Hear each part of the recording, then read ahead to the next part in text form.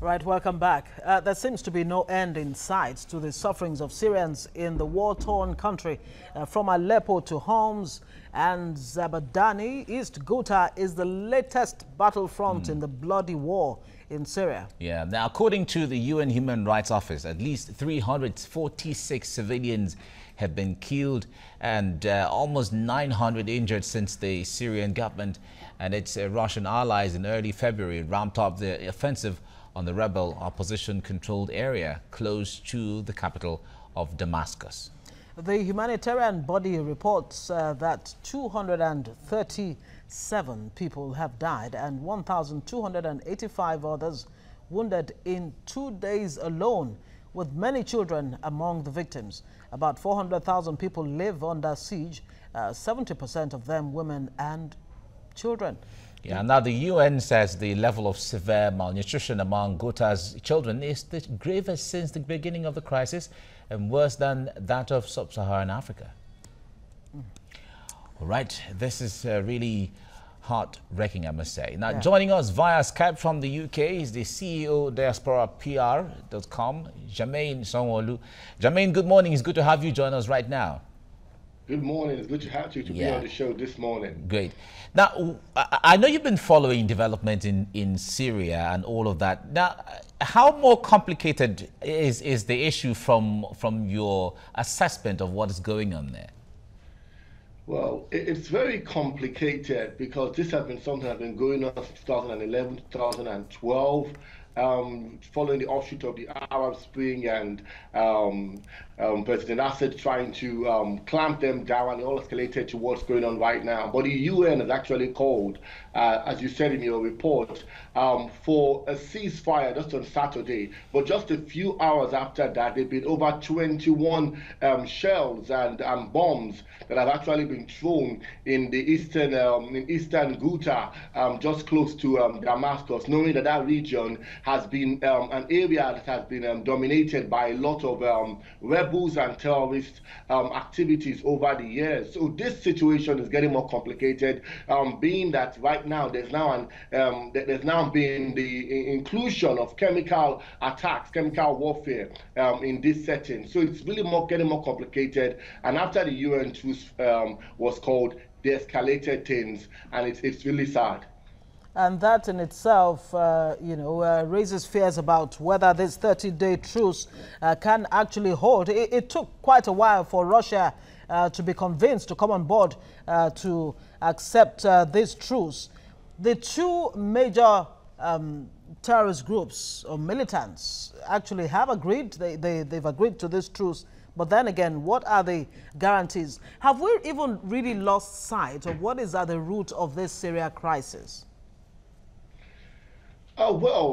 Yes, it took Russia a while to actually come on board, but they actually said, you know what, that the Assad government has to relax, because Russia and Iran are actually one of the main supporters of the Assad government. I know the West supports some rebel forces, even in that area, even though President Donald Trump said that, you know what, he's not going to get involved. But last year, because of the chemical attack again, they had to step into play. Now, there has to be a solid collaborative effort by world power to see that this Syrian crisis is actually stopped. The 30-day truce that was actually called was to ensure that supplies and relief materials, medical equipment was actually put forward in that area to help those over 393,000 people living in that area to have some succor and some relief. Already France and Germany, the councillors, Emmanuel Macron and Angela Merkel have said, you know, that there has to be a resolution, there has to be a kind of way to actually stop what's going on there. It's a very difficult time for Syria, and we know that the Syrian government is not shy of using chemical warfare. And a report by the UN and the Organization for the Prohibition of Chemical Warfare found out in 2017, they actually, 14th of April 2017, they allowed Syrian gas to be used. 2014 and 2015, they also allowed chemical weapons such as chlorine to be used, and the terrorists have also used things like mustard gas. So it's chemical warfare, it's humanitarian crisis, and people are dying. Over 18 people have had to use oxygen emulation devices to survive some of those chemical attacks. One child have died. I know your report said like 200 people have died, but some reports are saying over 500, and a quarter of that, 125 people, are children which have actually died. So this is a really bad situation. All right. Looking at it from the broader perspective, is the world looking and responding to the Syrian crisis enough? Because we know that it started with the Arab Spring in the first place, and several of the countries that were involved with the Arab Spring, normalcy has returned to them. But the Syrian case is quite different now.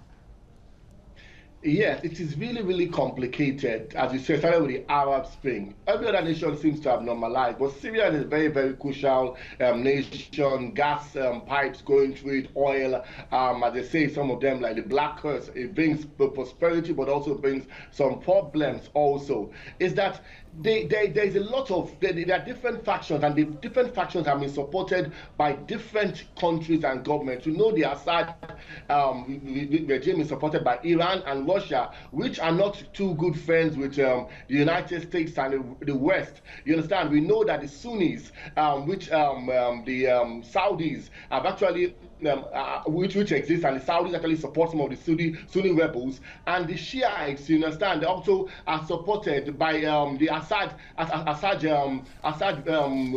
regime. So it's like a political problem, it's a religious problem, and the US has also been training even some rebels, but they said they are training them to fight forces such as ISIS, Al-Qaeda, and the neutral kind of force on ground. But those people that they trained are now morphing into rebels fighting the Assad government. So it's a lot of diplomatic problems, a lot of crises. Unfortunately, the people are the ones that are suffering this whole matrix of problems. But let's hope that there will be some normalcy over the years, in some coming months, you know, whether they will stop, the Syrian government will stop fighting the peace-seeking rebels in the name of fighting the terror, the terrifying ISIS, Al-Qaeda, and the neutral groups. So let's hope that will be the situation, and there will be some normalcy in that region. Yes, it's good to keep hope alive, but it doesn't seem that's likely. I mean, with Syria and Russia insisting that they're actually after militants, but that doesn't seem to be the case. It doesn't seem to be the case. It doesn't seem to be the case. They always give that excuse, as I said earlier on, is that they will say in the name of fighting ISIS. Okay, for example, the truce war was called, excluded Al-Qaeda and ISIS. So they will say that they are trying to stop Al-Qaeda and ISIS. That's why they disobeyed the truce, and they still sent 31 bombshells into that area where there were a lot of civilian presence, and a lot of civilians have died as a result of that. Over the past 7 days, a lot of people have died. So it's an excuse they are giving. The Syrian government wants to crush all opposition and have that kind of dictatorial state.